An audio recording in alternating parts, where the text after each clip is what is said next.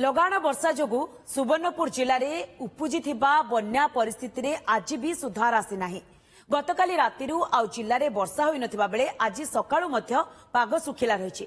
तथापि अनेक तलिया अंचल में पानी जमी रहितबा अनेक स्थान रे आज भी रास्ता उपरे बन्या पानी प्रभावित हेउतबारु जोगाजोग गोटे प्रकार विच्छिन्न रहिछि।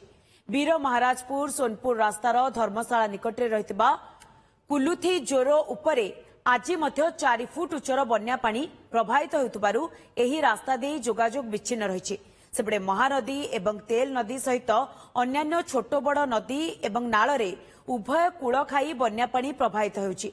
विभिन्न स्थान रे चाष जमी सबु जलमग्न रहितबारु चाष मध्य प्रभावित होइछि। तेबे संपर्क में अधिक सूचना पाई रविंद्र होता सुवर्णपुर प्रतिनिधि आम सहित सीधा सड़क जोड़ी। रविंद्र वर्तमान आपण केउ स्थान रे उपस्थित रहिसंती? जदियो वर्षा छाड़ी जाइछि, पाग सुखिला रहिछि, किंतु लोकंक दुर्दशा एपर्यंत कमिनी। एबे भी जोगाजोग विच्छिन्न रहिछि। लोक माने जीवा आसिबा करबा पई अनेक असुविधार सम्मुखीन होउछंती। स्थिति कोन ग्राउंड रे? निश्चित भाव में देखु आम जो जगार अच्छु यहाँ हूँ बीरमहाराजपुर सोनपुर रास्तार धर्मशाला जो कुलथीजोर अच्छु एवं जदि बन्या स्थिति कथा कहवा आम जो जगार अच्छु देखुए आप कुलथीजोर जो रही सेतु उपर बर्तमान बन्या पानी प्रभावित होची। गतकाली संध्यारू गतकाली सकाळु बन्या पानी प्रभावित आरंभ होता और संध्या सुधा यही सेतु उपर 6 फुट उच्चर बन्या पानी प्रभावित होता। गत राति वर्षा कमी बर्तमान पाग सुखिला रही किंतु वर्तमान स्थिति भी यदि देखा वर्तमान भी सेतु उपरे 4 फुट उच्चर बन्या पानी प्रभावित होची। फल यही रास्ता दे सोनपुर को बीरमहाराजपुर सोनपुर को जोगाजोग विच्छिन्न रही।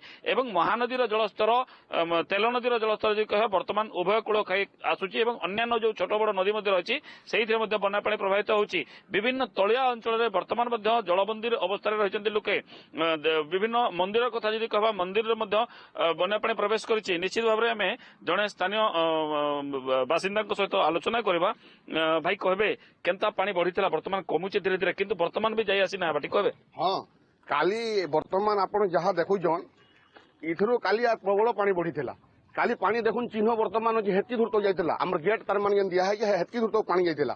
आज टिके सकाळु एटा कमी जे काली इने किछि ना 8 फुट 10 फुट पानी थिला।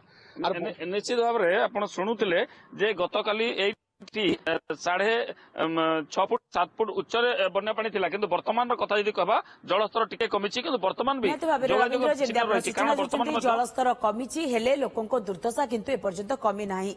स्थिति उपरे नजर रखितांतु। बहुत बहुत धन्यवाद रविंद्र आपनकर तमाम सूचना पाए। भाई नालंदा अछि परा नालंदा रे 92% सीट फिल अप करकी बीपीयूटी सीट फिलिंग रेशियो रे नंबर 1 अछि। चले नालंदा कॉलेज जिबा।